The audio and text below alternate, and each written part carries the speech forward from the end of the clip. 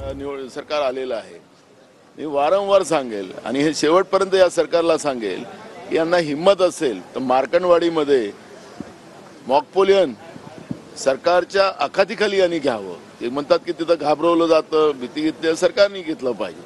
जनतेचा तो अधिकार आहे आणि त्याच्यामुळे हे सरकार जनतेतून आलेलंच नाही, हे निवडणूक आयोगाच्या करामतीमुळे आलेलं आहे आणि हे स्पष्ट झालेलं आहे। आणि त्याच्यामुळे सरकार जे वागते आहे ते लोकांसाठी नाही, स्वतःसाठी जगते आहे असं दिसतं आहे। इव्हन उपमुख्यमंत्र्यांना पण खाती दिली नाहीये, ते सांगत आहे। मंत्रिमंडळाचं पोर्टफोलिओच दिलं नाही तर उपमुख्यमंत्री हे मंत्रीच असतात, ते नावाचे उपमुख्यमंत्री असतात, नावाचे उपमुख्यमंत्री असतात, त्यालाही मंत्रीच म्हणतात।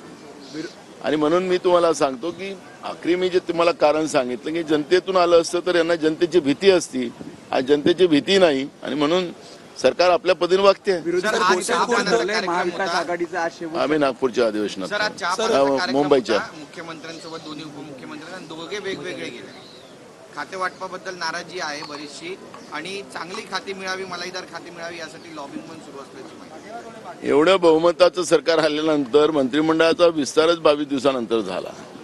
आता पोर्टफोलिओला किती दिवस लागतात ते मला माहिती नाही, त्यामुळे हा गोंधळच महाराष्ट्राच्या मंत्रिमंडळात चाललेला आहे आणि ती जनता बघते। प्रकल्पाच्या बाबतीत पाहिलं तर आरक्षण जे दिलेलं होतं प्रकल्पग्रस्तांचं आरक्षण रद्द केलेलं आहे, त्यामुळे आधी जमिनी गेल्या होत्या प्रकल्पासाठी आणि आता तरुणांच्या नोकऱ्या सुद्धा गेलेल्या आहेत। 22 गावांच्या पुनर्वसनाचा प्रश्नही अद्याप प्रलंबित आहे। गोसेखोद प्रकल्पाचे प्रश्न फार भयानक आहे।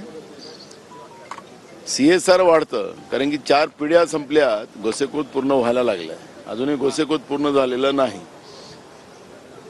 आणि म्हणून आम्ही सरकारला वारंवार सांगितलं होतं, मी विधानसभा अध्यक्ष असताना सरकारला त्यावेळेस सूचना केलेल्या होत्या की ज्याप्रमाणे तुमच्या सगळ्या गोष्टीचा CSR वाढतो, मग शेतकऱ्यांच्या जमिनीचा CSR त्यांच्या किमती वाढतात, त्याप्रमाणे त्यांना मोबदला मिळाला पाहिजे।